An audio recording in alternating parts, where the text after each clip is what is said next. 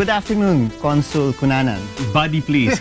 Good afternoon, Aaron. Of course, well, you know my cousin, so I think it would be better to call you Buddy. Thank you very much. Thank you. No, please do.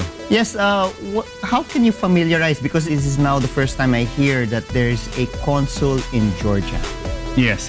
Well, first of all, thank you very much for having me on this show, and it's a pleasure to be here. And I'm glad that there is a show like this where Filipinos can learn about foreign affairs, and international relations.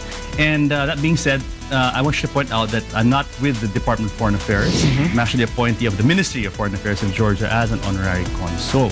So I am based here, and I'm here to bring our two countries closer together, to assist the Georgian nationals, and the other work that typically a consul or a consulate would do. That's my role here. So you're saying that we don't have really an embassy, but what we have is more of a relationship with the country through consuls, not through an embassy. Yes, there are countries that cannot afford, or it's not viable for them to set up full missions, full consular or embassies or consular missions. So what they do is they appoint honorary consuls, of which I am one. Now in Asia, we have one in Southeast Asia. The nearest embassy that's servicing Southeast Asia for Georgia is based in Jakarta. So there, Georgia does have a full embassy. In the Philippines, there is an honorary consul, of which I am the one they appointed. Para sa ating mga kasambay, Buddy, saan ba itong Georgia? Dahil siyempre, nung unang napakinggan ko, Georgia, then Atlanta, Georgia, United States, no? Pero para sa ating mga hindi nakakaalam, saan ba itong Georgia? Yun nga, Erin, I'm glad you asked that kasi actually common mistake when I introduced kasi sabi ko ako ay taga Consul of Georgia, akala na maraming tao ako po ay representative of the state of Georgia sa Estados Unidos. Pero yung Georgia po ay dating membro ng USSR. Yung USSR ay magkawatak-watak na nga noong 1991, 92, that thereabouts, Georgia became independent along with napakaraming former Soviet republics. So it is a former Soviet republic na ngayon ay independent democratic state po.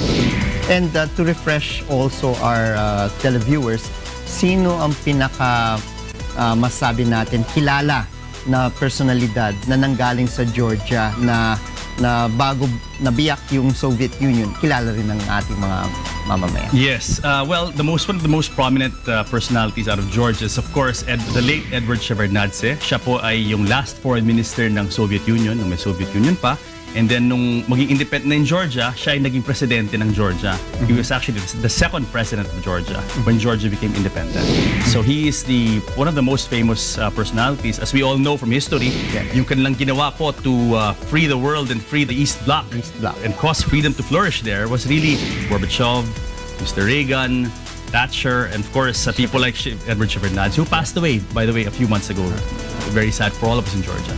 So, in terms of how many presidents there have been since Georgia was established, no? Nakakailan na ba? Well, there have been 3 presidents since Georgia became independent, but now there's been a shift in government. We now have a prime minister, Irakli Garibashvili, and he's actually one of the youngest prime ministers in history, only in his late 30s. So he's not prime minister of Georgia. So, but Georgia is a democratic state, I'd like to point out, and we had free and fair elections last year, and there's a new party in power, and the prime minister is Mr. Irakli Garibashvili. In terms of presence, no? Meron ba kayong namomonitor na mga Pilipino na nakatira sa Georgia o nagtatrabaho sa Georgia? Yes, good question. Georgia at the moment, hindi masyado maraming Pilipino pa. I guess if I would do a count, probably siguro mga 200 na lang siguro to, maximum. And spread out over different areas. There are some expatriates, meron iba siya dyan, asawa po ng expat or asawa ng Georgian, but not many, hindi pa po marami. This, I think we will expect this to increase because kami nga sa consulate, we're getting more inquiries from Filipinos about work, about travel opportunities, tourism. So as we bring the two countries closer together, we really foresee na dadami na rin yung ating mga kababayan dun sa Georgia. And dito nga sa Pilipinas, if you ask me how many Georgians are here, I like to say there's 2.5. Oo. Ikaw na yung isa. Ako na yung half. Meron 2 sa ADB, ako na po yung kalahati. So kulang rin ang promotion pa na para hikayatin ng ating mga kaibigan Georgians na punta dito. Kasi napakalayo na ng dalawang bansa, at the same time yung awareness ay very low pa rin. Pero that's changing now kasi kami nga sa consulate, meron kaming ginagawa mga roadshow where we promote Georgian culture, sa universities, colleges all over the country. May mga films kami laging pinapalabas. Yes. So we're seeing talaga na yung interest ba sa Georgia ay talagang lumalaki at talagang tumataas talaga.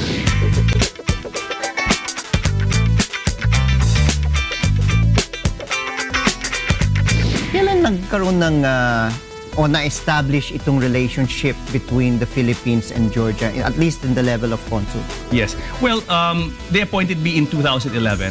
Pero there have been formal relations between Georgia and the Philippines since Georgia became an independent republic. It's one thing to establish formal relations and to Yes. establish and to appoint a consul, but it really depends on the work being done by the consul in the country. Now, some people are probably wondering, what is the work of an honorary consul? Yes. And gusto ko sabihin ay yung work ng honorary consul, pareho po sa work ng consul. Yung diferensya lang po, hindi kami binabayaran. Yung consul na regular, Sariling gastos. Sariling gastos po namin. Yung regular consul, tulad ng halimbawa mga consul ng DFA, sinisweldon sila. Kami Yes. po hindi. Kumbaga ito ay parang amor patria. In this case, patria, dalawang patria po to. Yes. Georgia and Philippines. Mahal namin pareho. Oo. Pero paano yan? Don't they at least assist you in any way in also helping promote Georgia here? Yes. So don't they send you at least assistance in terms of funding?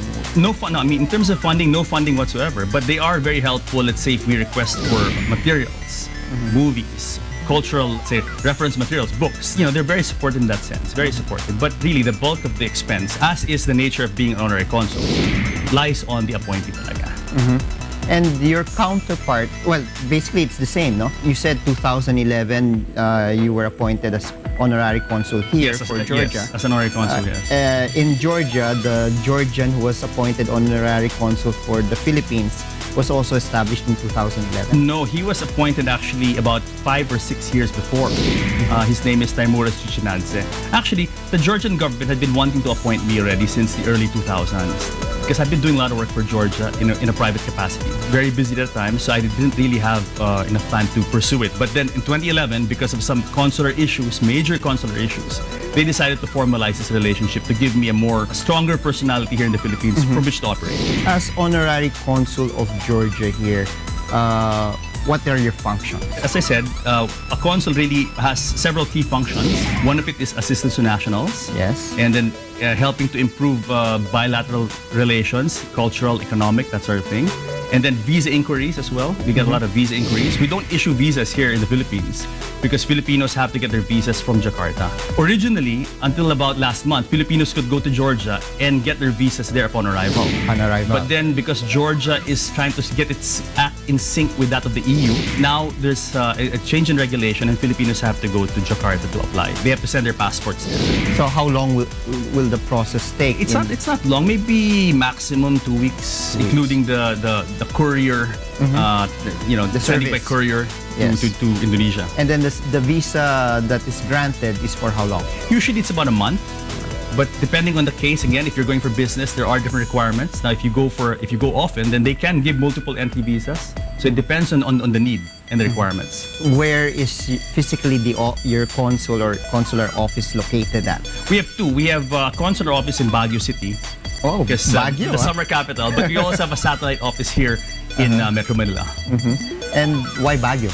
Well, it's nice in Baguio. I mean, I'm also from Baguio, so I decided to set up in Baguio. But then I'm also from Manila. That's why we also have a satellite office here. Okay, we will know more about our honorary consulate of Georgia in the Philippines. Frontliners will be right back.